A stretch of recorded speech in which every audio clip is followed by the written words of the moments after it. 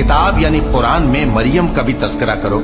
जब वो अपने लोगों से अलग होकर मकान के मशरिकी हिस्से में चली गईं, फिर उन्होंने उनकी तरफ से पर्दा कर लिया, तो हमने उनकी तरफ अपना फरिश्ता भेजा, सो वो उनके सामने एक खूबसूरत मर्द की सूरत में आया। मरियम बोली कि अगर तुम परहेजगार हो तो मैं तुमसे बचने के लिए रहमान की पनाह लेती हूँ। फरिश्ते ने कहा कि मैं तो तुम्हारे परवरदिगार का भेजा हुआ यानी फरिश्ता हूँ और इसलिए आया हूँ कि तुम्हें पाकीज़ा लड़का बख्शूं। मरियम ने कहा कि मेरे यहाँ लड़का क्यों कर होगा, जबकि मुझे किसी मर्द ने बतौर शौहर छुआ तक नहीं और मैं बदकार भी नहीं हूँ। फरिश्ते ने कहा कि यूं ही होगा, तुम्हारे परवरदिगार ने फरमाया कि ये मुझे आसान है और मैं इसे इसी तरीक पर पैदा करूंगा ताकि इसको हम लोगों के लिए अपनी तरफ से निशानी और जरिया रहमत बनाएं। और ये काम मुकर्रर हो चुका है। चुनाचे वो उस बच्चे के साथ हामिला हो गईं और उसे लेकर एक दूर जगह चली गईं। फिर दर्द ज़ेह उनको खजूर के तने की तरफ ले आया। कहने लगी कि काश मैं इससे पहले मर चुकती और भूली बिसरी हो गई होती।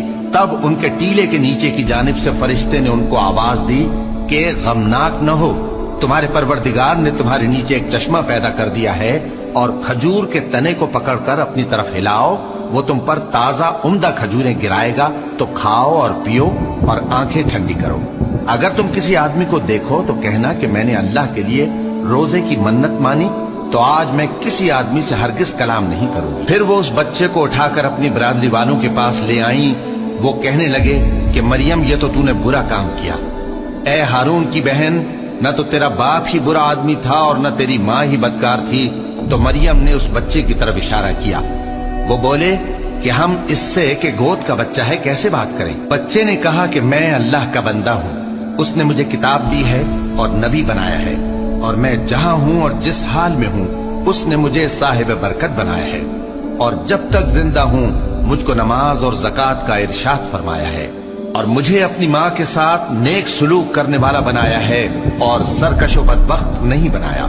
और जिस दिन मैं पैदा हुआ और जिस दिन मरूंगा और जिस दिन जिंदा करके उठाया जाऊंगा, मुझ पर सलाम है। ये मरियम के बेटे ईसा है और ये सच्ची बात है जिसमें लोग शक करते हैं। अल्लाह को शाया नहीं कि किसी को बेटा बनाए, वो पाक है। जब किसी चीज का इरादा करता है तो उसको यही कहता है कि हो जा, तो वो हो जाती है। और बेशक अल्लाह ही मेरा और तुम्हारा परवरदिगार है, तो उसी की इबादत करो, यही सीधा रास्ता है।